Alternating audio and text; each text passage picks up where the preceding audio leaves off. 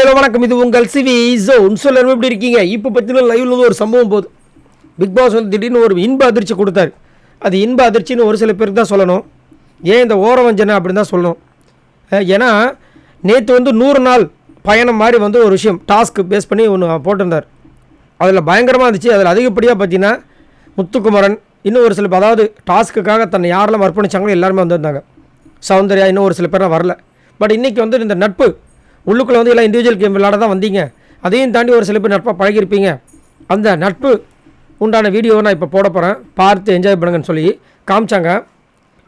நானும் பார்க்குறேன் யாரெல்லாம் காமிப்பாங்கன்னா சுற்றி வளைச்சி இன்னமும் இந்த பிக் பாஸ் வீட்டுக்குள்ளே மொத்தமே ஒரு 6-7 பேர் தான் இருக்கிற மாதிரி காமிச்சிருக்காங்க. முக்கியமாக விஷால், தர்ஷிகா, சத்யா, ஜெஃப்ரி, சௌந்தர்யா, ஜாக்லின், அப்புறமா நம்ம ரயான் கொஞ்சம் வந்தார், அவ்வளோதான்.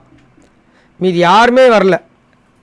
அப்படியே மாற்றி நானும் வந்துட்டு சரி ஓகே அவங்களுக்கு ஓகே.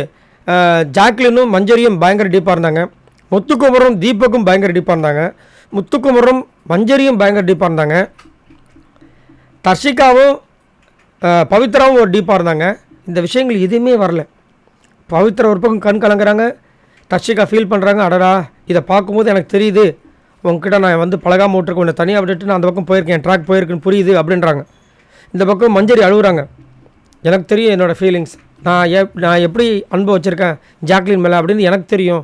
அது அங்கே வரலன்னா பரவாயில்ல அப்படின்னு அவங்க ஒரு பக்கம் ஃபீல் பண்ணுறாங்க. முத்து ஒரு பக்கம் ஃபீல் பண்ணுறாரு. நீ எதுக்கு ஃபீல் பண்ணுற, நானே எனக்கும் தான் வரல அப்படின்னு அவர் ஒரு பக்கம் ஃபீல் பண்ணுறாரு. தீபக் ஒரு பக்கம் ஃபீல் பண்ணுறாரு. ஆனால் அந்த பக்கம் ஜாலியாக இருக்காங்க. இது வந்து என்ன தெரியுது, இவங்க இதை மட்டும் தான் செஞ்சுருக்காங்க பிக் பாஸ் வீட்டுக்குள்ளே. டாஸ்க்கு கீஸ்க்கு எதுவுமே வந்து பண்ணலை, என்டர்டைன்மெண்ட்டே பெருசாக பண்ணல. இவங்களுக்குள்ளே தான் என்டர்டைன்மெண்ட்டாக இருந்தாங்கன்றது நல்லாவே தெரியுது. இதை நினச்சி அவங்கெல்லாம் ஃபீல் பண்ணக்கூடாது. இதை நினச்சி அவங்க ப்ரௌடு தான் பண்ணேன். ஏன்னா ஒரு நாளும் அவங்க இண்டிவிஜுவல் கேம் விளையாண்டுருக்காங்கன்றதுக்கு இது ஒரு சிறந்த எடுத்துக்காட்டு. அதனால தான் அங்கே வந்து பிக் பாஸ் கிட்ட வந்து ரிக்வஸ்ட் பண்ணாங்க 2வது வாட்டி போடுங்கன்னு. பிக் பாஸ் போட முடியாதுன்ட்டார். இதை நீங்கள் உங்களுக்குள்ளே வச்சுக்கோங்க, உங்களுக்குள்ளே என்னென்ன பேசணுமோ அதை பேசி நீங்களும் தெரிஞ்சுக்க, இது ஒரு மூமெண்ட்டு, இதை வந்து திரும்ப பார்க்காதீங்க அப்படின்னு சொல்லிட்டார்.